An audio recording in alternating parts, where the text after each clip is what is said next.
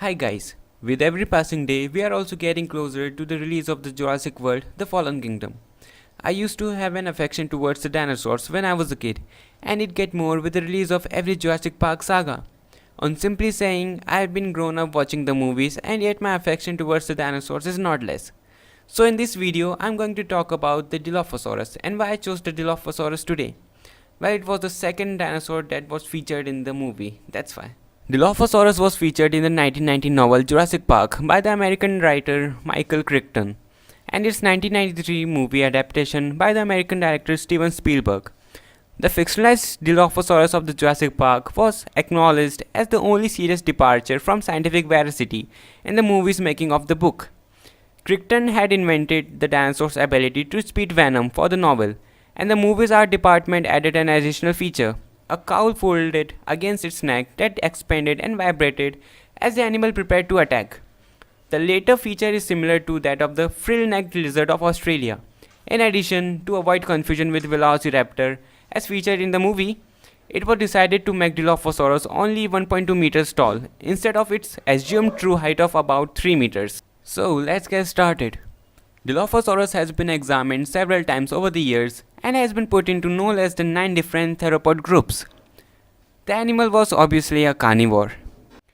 Dilophosaurus is the genus of the theropod dinosaur that lived North America during the early Jurassic period, about 193 million years ago. The genus name means two-crested lizard. Realizing it bore crests on its skull, the species was moved to the new genus Dilophosaurus in 1970 as D. wetherilli. More specimens have since been found, including an infant, and footprints has also been attributed to the animal. Another species from China, D. senecio, was named in 1993, but was later found to belong to the genus Sinosaurus. Dilophosaurus is considered a member of the family Dilophosauridae, along with Dracovenator, a group that has been placed between the Coleophysidae and later theropods. Dr. Wells was the one who decided to name the new genus in a brief note rather than wait until the publication of a detailed description. In 1970, Wells coined the name genus name Dilophosaurus from the Greek words di meaning two, lophos meaning crest, and saurus meaning lizard, two-crested lizard. Now about the history of discovery. In the summer of 1942, the American paleontologist Charles L. Kemp led a field party from the University of California Museum of Paleontology in search of fossil vertebrates in Navajo country in northern Arizona. Word of this was spread among the Native Americans there, and the Navajo Jess Williams brought 3 members of the expedition to some fossil bones he had discovered in 1940.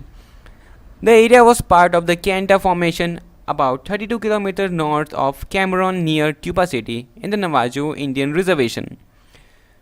3 dinosaur skeletons were found arranged in a triangle, about 9.1 meters long at one side, in purplish shale. The first was nearly complete and lacked only the front of the skull, parts of the pelvis, and some vertebrae.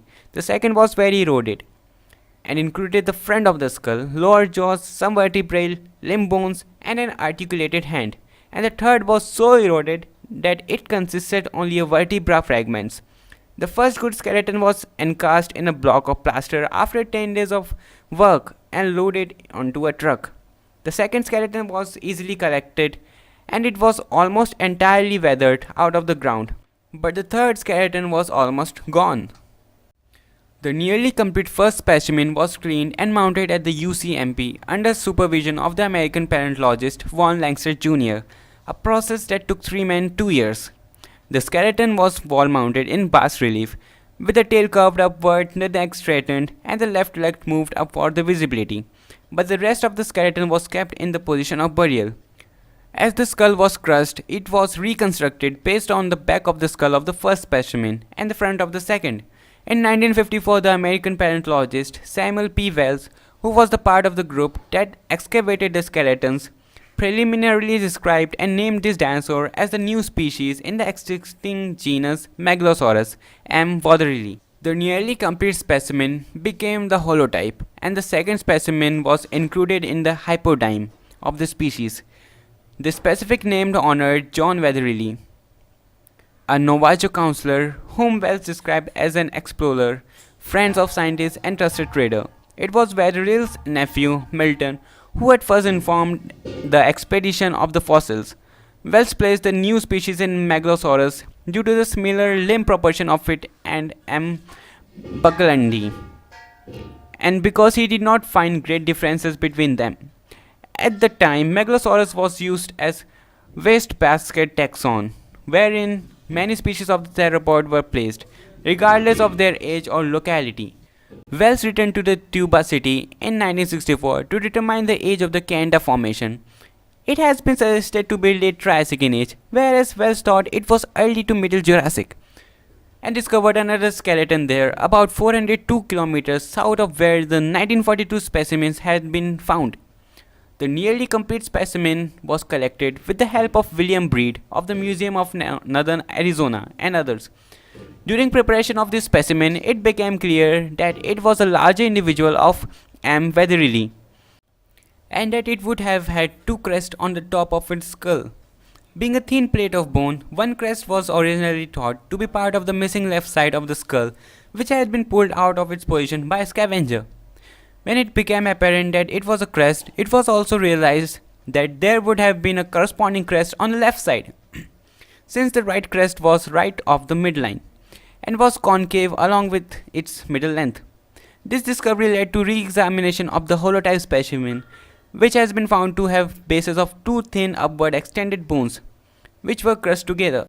This also represented crests, but it had been formerly been assumed they were part of the misplaced cheekbone. It was also concluded that the two 1942 specimens were juveniles, while the 1964 specimen was an adult, about one-third larger than the others. Now about the motion. Wells envisioned Dilophosaurus as an active, clearly bipedal animal, similar to an enlarged ostrich. He found the forelimbs to have been powerful weapons, strong and flexible, and not used for locomotion. He noted that the hands were capable of grasping and slashing, of meeting each other, and reaching two-thirds of the neck. He proposed that during a sitting posture, the animal would rest on the large foot of its ischium, as well as its tail and feet. The Dilophosaurus footprints described by Wells in 1971 were all on the same level, and were described as a chicken yard hodgepodge of footprints, with few forming a trackway. The footprints had been imprinted in mud, which allowed the feet to sink down 5 to 10 centimeters. The prints were sloppy, and the varying breadth of the toe prints indicates that mud had clung to the feet. The impressions varied according to difference in the substrate and the manner in which they were made. Sometimes the foot was planted directly, but there was often a backward or forward slip as the foot came down. The position and angles of the toes also varied considerably, which indicates they must have been quite flexible. One of the footprints was missing the claw of the second toe, perhaps due to injury. Milton and colleagues suggested that the long claw marks that were used to distinguish Dilophosaurus may be an artifact of dragging. Now about diet. Wells found that Dilophosaurus did not have a powerful bite due to the weakness caused by the submaxillary gap. He thought that it used its premaxillary teeth for plucking and tearing rather than biting, and the maxillary teeth further back for piercing and slicing. He thought it was probably a scavenger rather than a predator, and that if it did kill large animals. In 1986, the American paleontologist Robert T. Baker instead found Dilophosaurus with its massive neck and skull and large upper teeth to have been adapted for killing large prey, and strong enough to attack any early Jurassic herbivores. In 1988, Paul dismissed the idea that Dilophosaurus was a scavenger and claimed that strictly scavenging terrestrial animals are a myth. In 2007, Milner and James I. Kirkland suggested that Dilophosaurus had features that indicate it may have eaten fish. They pointed out that the end of the jaws were expanded to the sides, forming a rosette of interlocking teeth, similar to those of Spinosaurids, which are known to have eaten fish, and gharials. That's all about for today. Next, I'll be making of the Triceratops. If you like my work, like and subscribe. See you next time. Bye bye.